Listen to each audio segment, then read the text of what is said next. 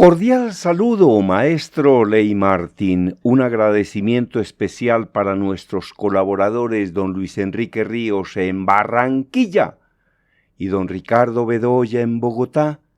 Agradecimiento también por sus enseñanzas al profesor Antonio José Arias Betancur, enseñanzas sobre el manejo del idioma.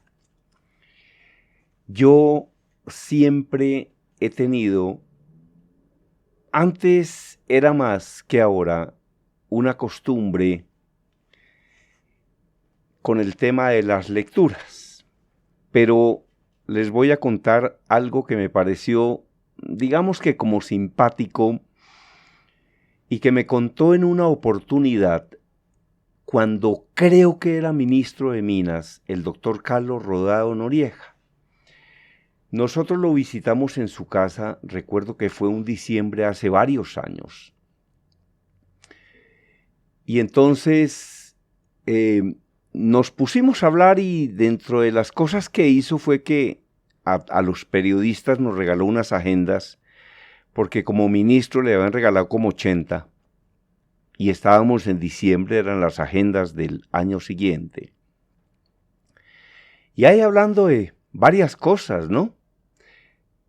Yo vi en uno de los rincones un gran bulto como de recortes de periódicos o periódicos.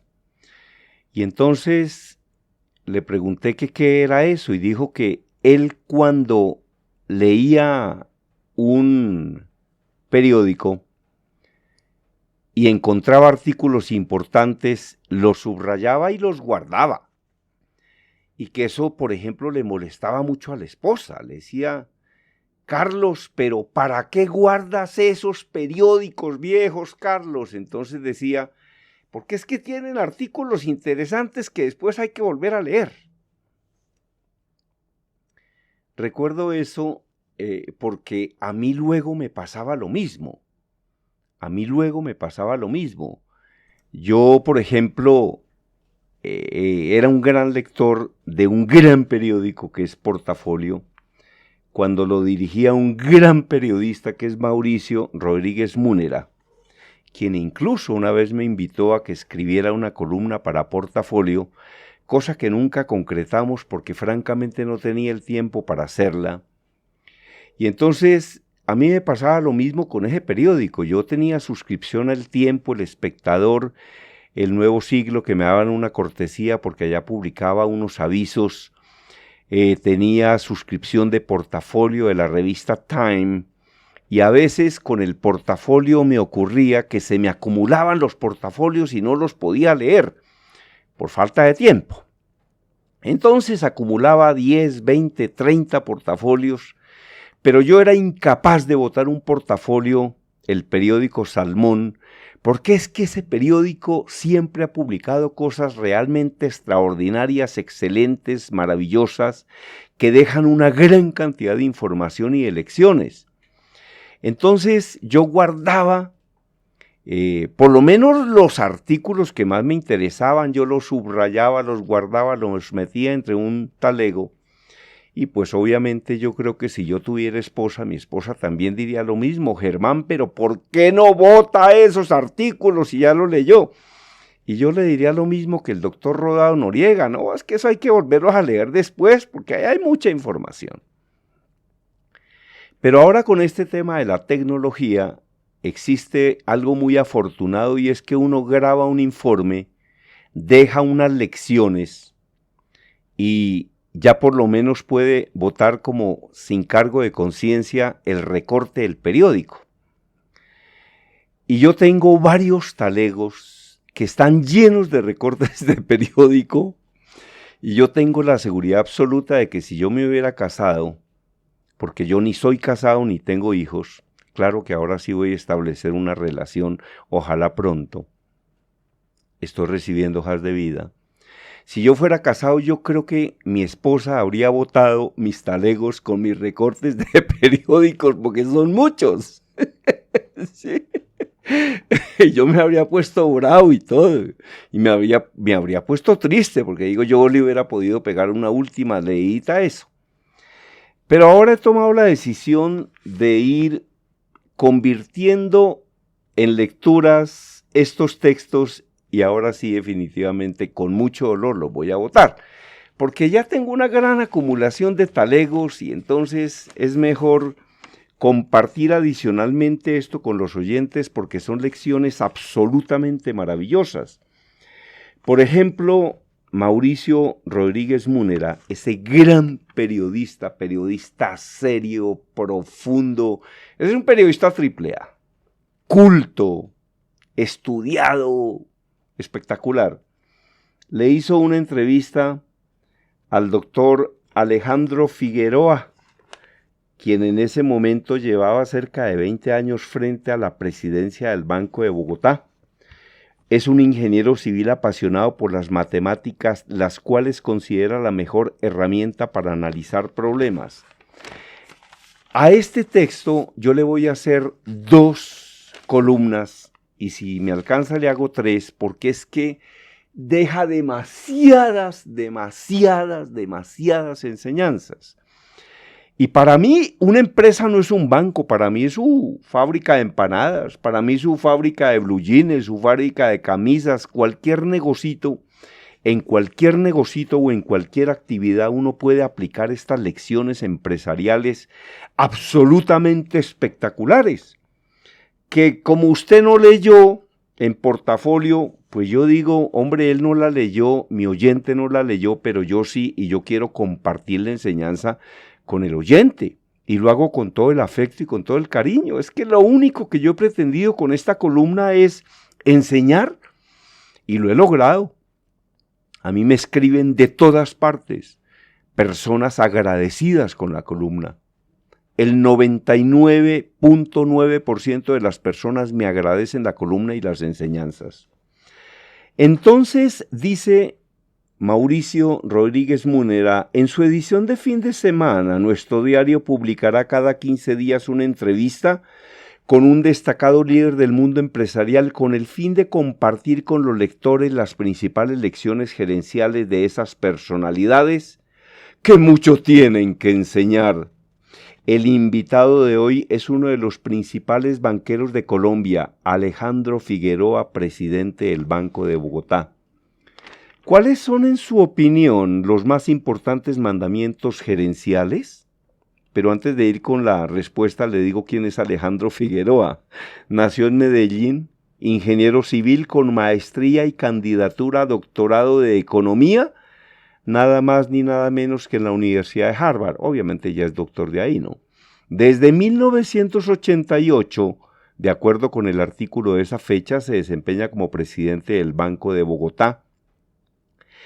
Miembro en la actualidad y ha sido parte en el pasado de numerosas juntas directivas de empresas y gremios importantes del país. Al inicio de su carrera trabajó 8 años en el sector público, en entidades como la EPM, Dirección Nacional de Planeación y el Ministerio de Desarrollo. Además se desempeñó como viceministro y ministro encargado. Entonces su respuesta es, ¿cuáles son, en su opinión, los más importantes mandamientos gerenciales? Dice, en primer lugar, hay que tener claro y siempre presente que la misión del presidente de una empresa es cumplir con los objetivos de los accionistas. Para ello, debe haber una alineación perfecta entre los dueños y los administradores que se logra a través de una frecuente interlocución. Adicionalmente, hay que saber muy bien cuál es el negocio de la empresa. En el caso de un banco, la esencia de nuestra labor es administrar bien los riesgos. Esa es una compleja labor y ha sido fundamental en el continuo aporte y el apoyo de los propietarios. Esa es una compleja labor, pero he tenido el apoyo fundamental y continuo de los propietarios. Se refiere a Luis Carlos Sarmiento Angulo y Luis Carlos Sarmiento Gutiérrez, y de los miembros de la Junta Directiva. Es tan importante para mí gestión, esa contribución, que tenemos reuniones semanales de Junta Directiva. Por supuesto, la ética también es indispensable. Se deben tener los más elevados estándares. Nunca se debe tratar de hacerle el quite a las normas legales mediante esguinces y artimañas. Es vital que todos los empleados comprendan muy bien que el cumplimiento de la ley y de la ética está por encima del logro de los objetivos comerciales y financieros. Por último, quiero destacar la conveniencia de ser obsesivo con los detalles, pero no para todo, sino para las cosas críticas. No creo en la gerencia que solo se ocupa de la gran estrategia. Hay que participar muy activamente en la gestión de los asuntos clave. Pregunta: ¿una herramienta analítica que le guste usar? El principio de Pareto. Uno debe concentrar sus energías en el 20% de los factores críticos, que son los que producen el 80% de los resultados. Querido empresario, mucha atención. Querido profesional, mucha atención. Querida ama de casa, no busque actividades, sino busque resultados. Utilice la ley de Pareto. El principio de Pareto, búsquelo en internet. ¿Qué es la ley de Pareto? Pero básicamente es que el 20% de las actividades de un vendedor o de una empresa producen el 80% de los resultados y el 80% producen el 20%. Y es mejor dedicarse al 20% que produce el 80% sin descuidar al 80% que produce el 20%. Repito la respuesta. El principio de Pareto. Uno debe concentrar sus energías en el 20% de los factores críticos, los importantes, que son los que producen el 80% de los resultados. Pregunta: ¿cree usted en la importancia de crear una cultura corporativa? Sí, mucho, en 3 fuentes especiales: la cultura del trabajo, preparación y educación. La meritocracia, solo asciende quien produce buenos resultados, y la cultura del estricto cumplimiento de las normas y los procedimientos internos. Pregunta: ¿la mejor inversión? Respuesta: el capital humano. El retorno sobre la inversión en la capacitación y desarrollo de la gente es el más alto de todos. Es cierto que a veces se pierde algo porque hay gente que se va, pero los que quedan harán una contribución muy valiosa. ¿Cuáles son los atributos clave que busca al momento de seleccionar a sus colaboradores más cercanos? Preparación, inteligencia emocional, potencial de crecimiento y pasión por el trabajo.